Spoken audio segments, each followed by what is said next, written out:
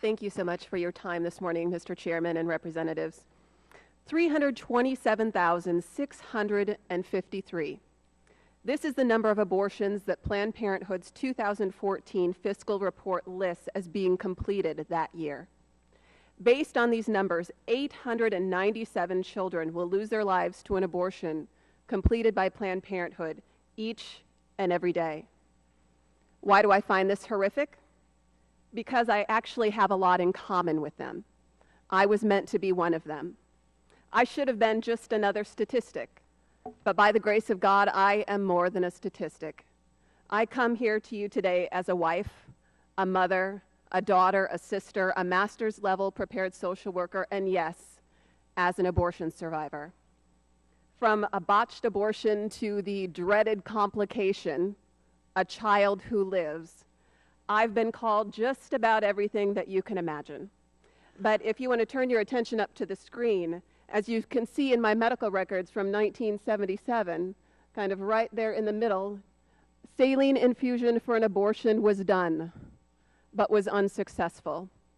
And in other times throughout my medical records, you will read statements like, the complication of my birth mother's pregnancy was a saline infusion abortion. You could certainly say that saline infusion complicated the pregnancy. It has taken years to unravel the secrets surrounding my survival, to have contact with my biological family, and even medical professionals that cared for me.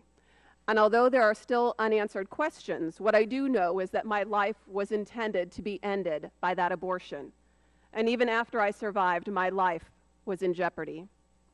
You wouldn't know it by looking at me today, but in August of 1977, I also survived a saline infusion abortion. And as Gianna shared, that saline infusion abortion involves injecting a toxic salt solution into the amniotic fluid surrounding the preborn child.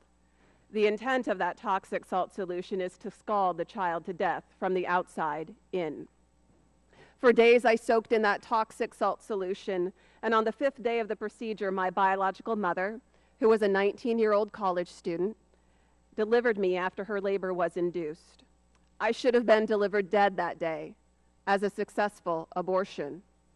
In 2013, I learned through contact with my biological mother's family that not only was this abortion forced upon her against her will at the age of 19, but also that it was my grandmother, my maternal grandmother, a nurse, who delivered me in this final step of the abortion procedure at St. Luke's Hospital in Sioux City, Iowa. Unfortunately, I also learned that when my grandmother realized that the abortion had not succeeded in ending my life, she demanded that I be left to die. I may never know how exactly 2 nurses who were on staff that day found out about me, but what I do know is that their willingness to fight for medical care to be provided to me ultimately sustained my life. And I know where children like me were left to die at St. Luke's Hospital. I met a nurse there who delivered a child much like me in 1976. She delivered a little boy after a failed saline infusion abortion, but she followed her superior's orders, and she placed him there in a utility closet in a bucket of formaldehyde to be picked up later as medical waste after he was left there to die alone. A bucket of formaldehyde in a utility closet was meant to be my fate after I survived that abortion attempt. I weighed a little less than 3 pounds when I survived. I suffered from jaundice, severe respiratory problems, and seizures for an extended period of time. And one of the first notations in my medical records by a doctor after I survived is that I looked like I was about 31 weeks gestational age when I was delivered. Despite the miracle of my survival, the doctor's prognosis for my life was very poor initially. My adoptive parents were told that I would suffer from multiple disabilities throughout my life. Yet here I am today, perfectly healthy.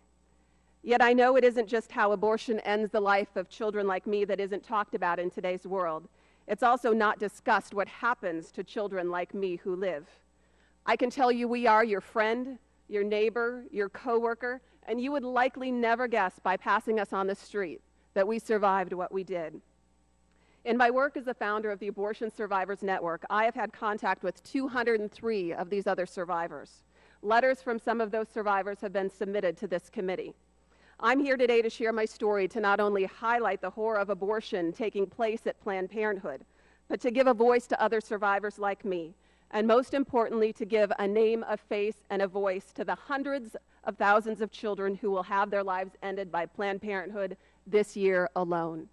As you consider the horrors of what happens at Planned Parenthood each day, I would urge you to remember my story, and Gianna's too.